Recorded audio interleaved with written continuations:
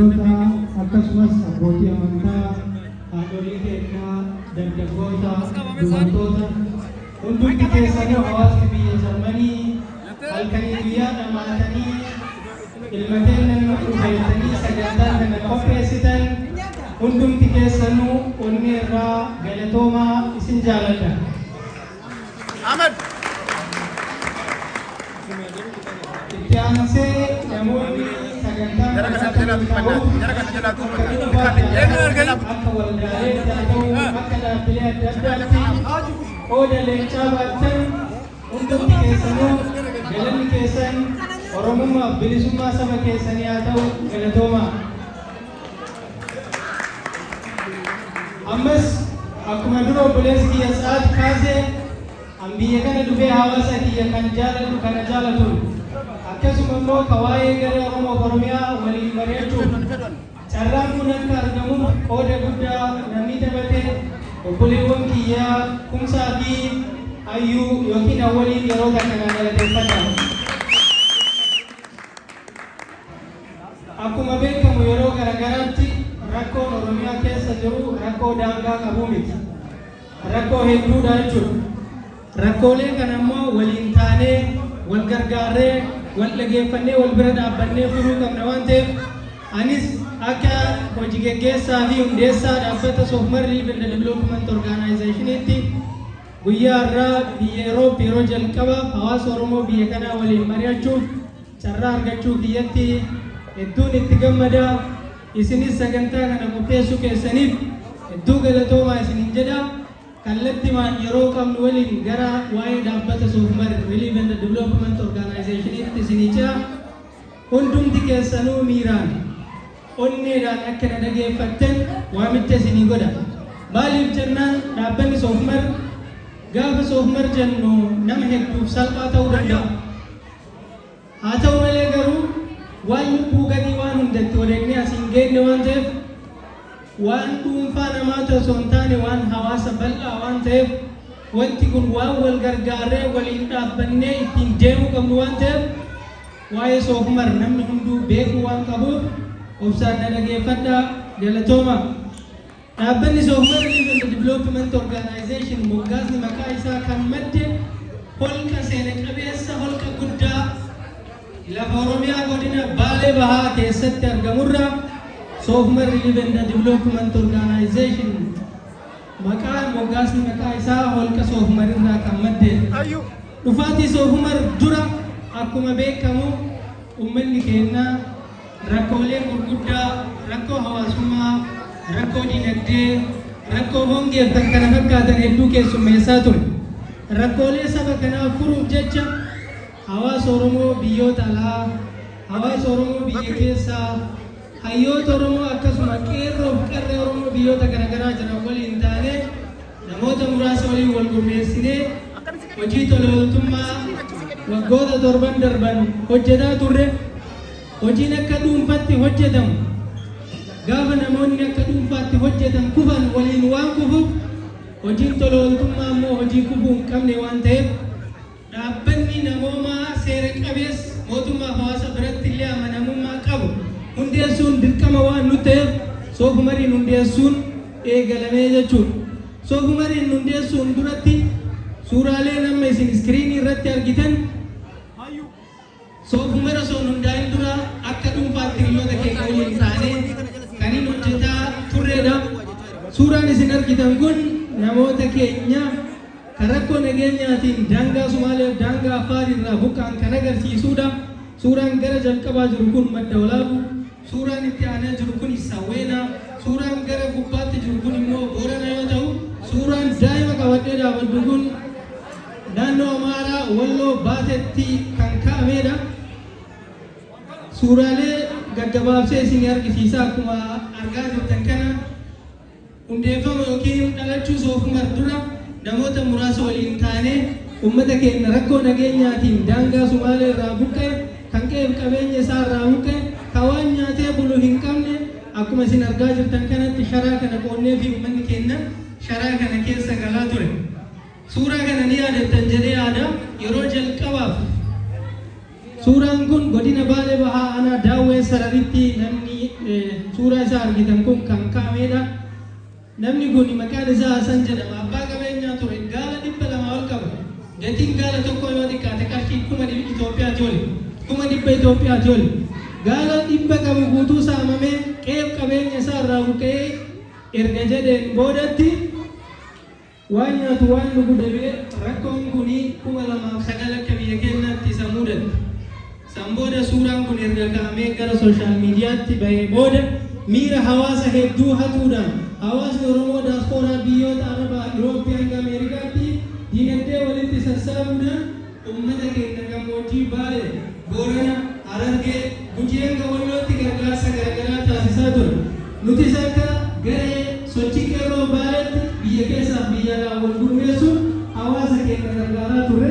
Gama mirgaatti keessatti argitan ana Raayyaa fi Ustaaz Jamaal Aliyyiitiin suuraan kun kan kaa'ame godina Baalee Bahaa Aanaa Sawweenaatti. Aanaa Sawweenaa bakka Qunnii jedhamutti hawaasni Oromoo hedduu beela'ee daangaa irraa buqqa'ee rakkoo garaagaraa keessa ture. Gaaf hawaasa san gargaaruu deemnu achitti kan kaa'amedha jechuudha. Kana qofaa miti yeroo san uummata keenya sharaa kennuun mana ijaaraa nyaata kennuun akka nyaatan godha. Qabeenya isaan qaban san immoo maddiitti akka horatanii reelee hormaataaf oolan binnee kennaa turre jechuudha. Daangaa Oromiyaa afaaniin jedhamu namni qaama itti miidhamee lubbuu itti dhabee dhiiga itti dhangalaasee kabachiisee jechuudha. San booda soofumar hundeessuutti ceenee jechuudha. Soofumar hundeeffama maqaa isaa irraa akkuma isinii kaasee holqa guddaa Oromiyaa godina Baalee keessatti argamurraa kan moggaafameedha.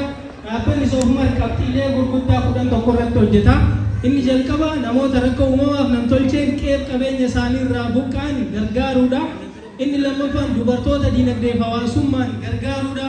Ilmaan haadha abbaa hin qabne yookaan immoo haadha abbaan isaanii harka qalleeyyii ta'an gargaaruudha.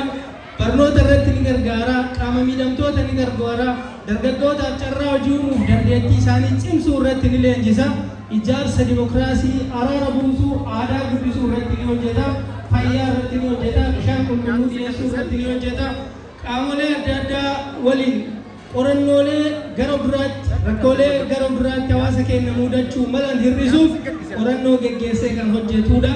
Dhaabbanni soofumar rakkoo hawaasa keenya mudachuu malan ittisuu yoo mudate immoo gamtaa wal taanee furuun carraa furuun daandii milkaa'inaa uummata keenyaaf uumuudha.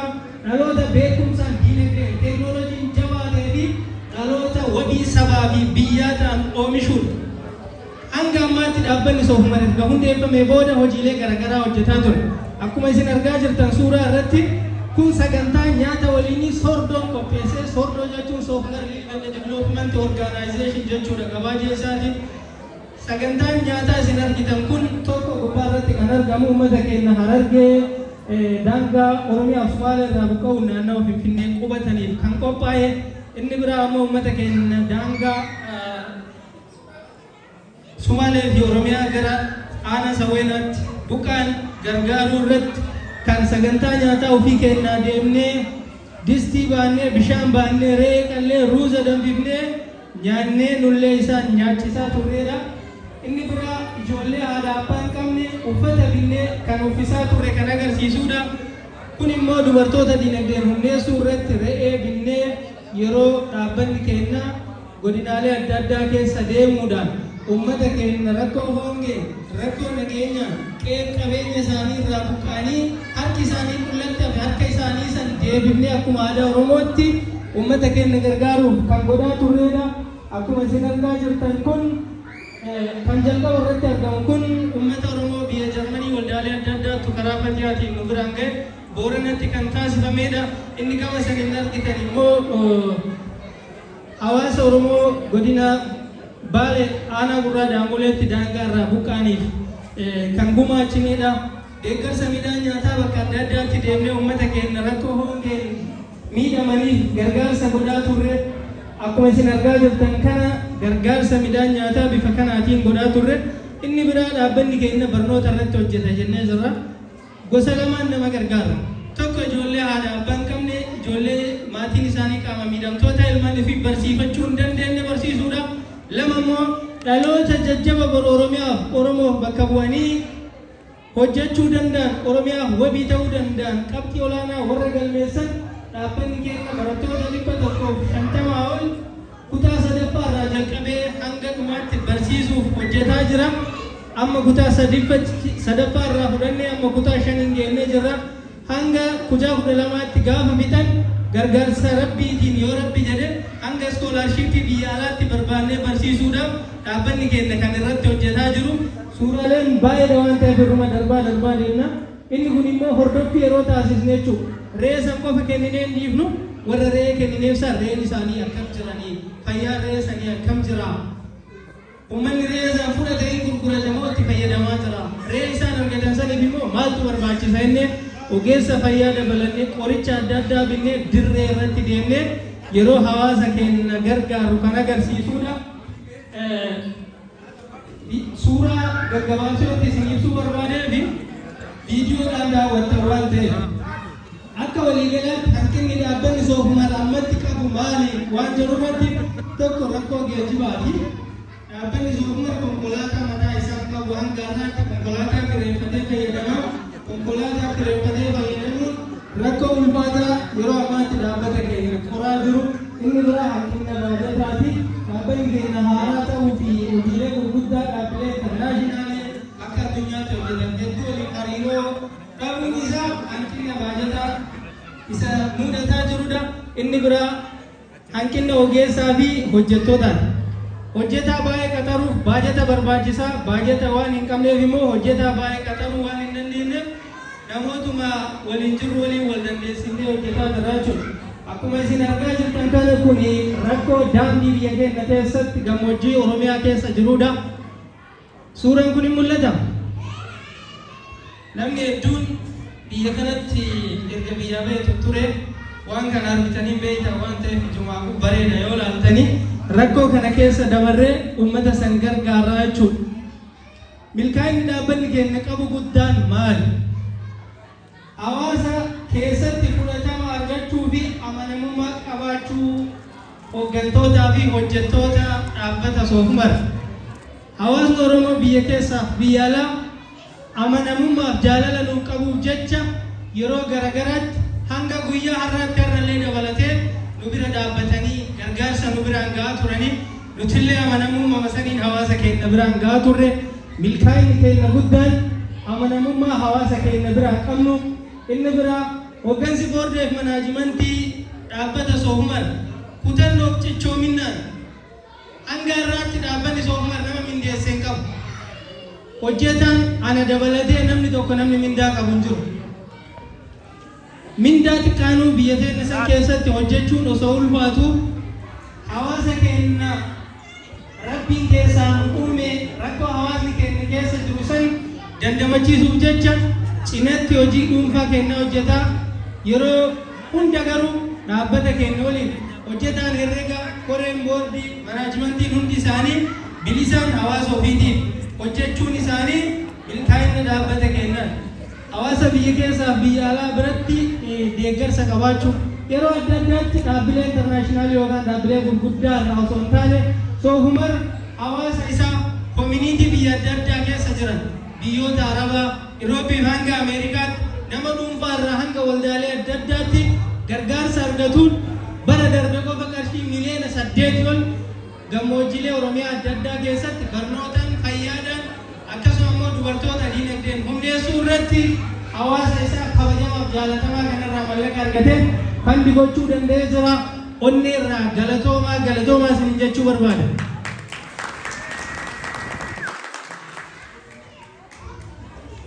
Inni biraa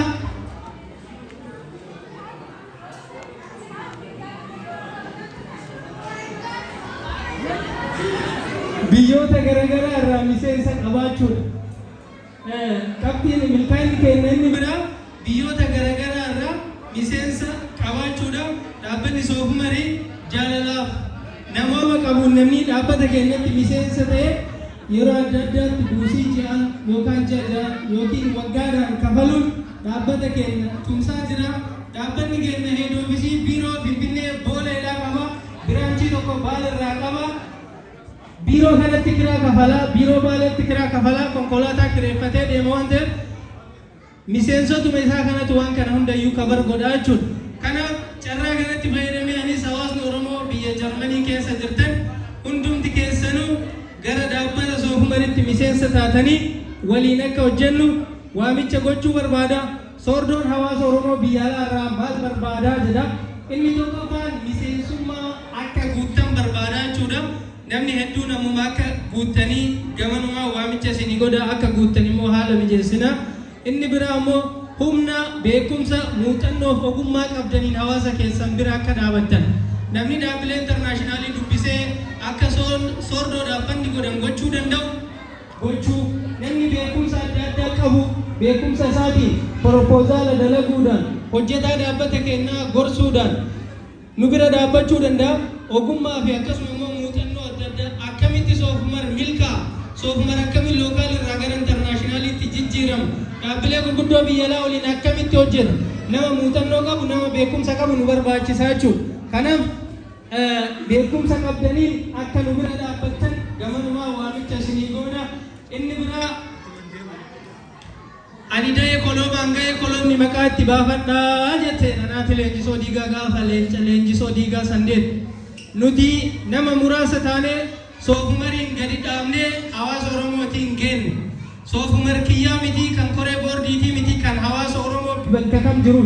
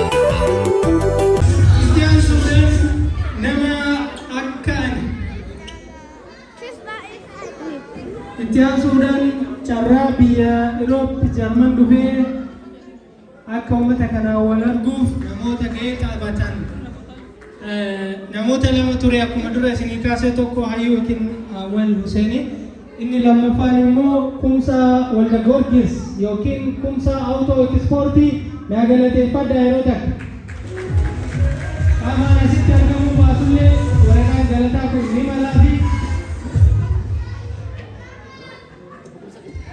namni xalayaa kana obbo Kumsaadhaaf fuutan obbo Kumsaa Tajuddin Firaankimaan ta'an galuuf gara galu Tajuddin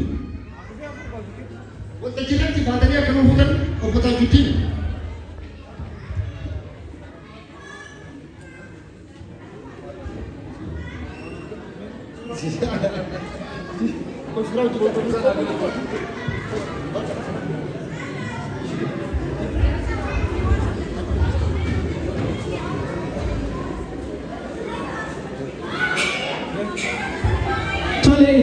Sudan Walda Sikko Mando biya Germany naa galateeffadha Durotaan Walda Sikko Mando biya Germany akka waltajjii kanarratti nu argamanii sartifikeeta galatoomaa yookaan certificate of thank you fayyadu akka nu fudhan obbo Maamad Kadir gama waltajjiitti